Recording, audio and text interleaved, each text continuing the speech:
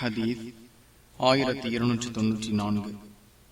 Abu Hurairah ரலியல்லாஹு அன்ஹு அவர்கள் அறிவிக்கின்றார்கள், அல்லாஹுவின் வழியில் போரிட புறப்பட்டவனுக்கு அல்லாஹ் பொறுப்பேற்கிறான்.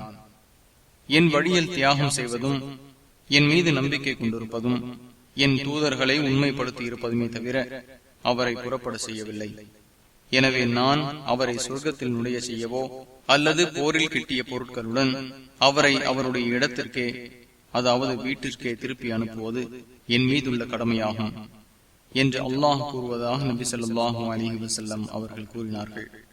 பின்பு, முஹம்மதின் உயிரை தன் கையில் வைத்திருப்பவன் மீது சத்தியமாக, அல்லாஹுவின் வழியில் ஏற்பட்ட காயம் மறுமை நாளின் போதும் காயம்பட்ட நாளில் இருந்த தோற்றத்திலேயே இருக்கும். அதன் நிறம் இரத்தத்தின் நிறமாக இருக்கும். அதன் வாடையோ கஸ்தூரியின் வாடை போலவே இருக்கும்.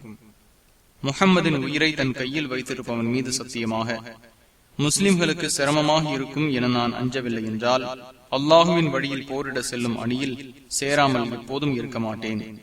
எனினும் அவர்களை அனுப்பி வைக்கும் வசதியை நான் அடையவில்லை, அவர்களும் வசதி பெறவில்லை.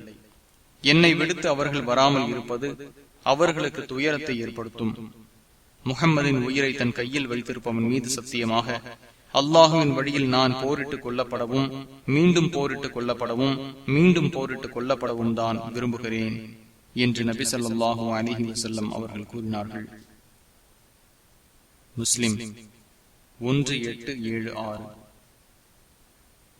புகாரியின் 2803 சில வாசகம் உள்ளது.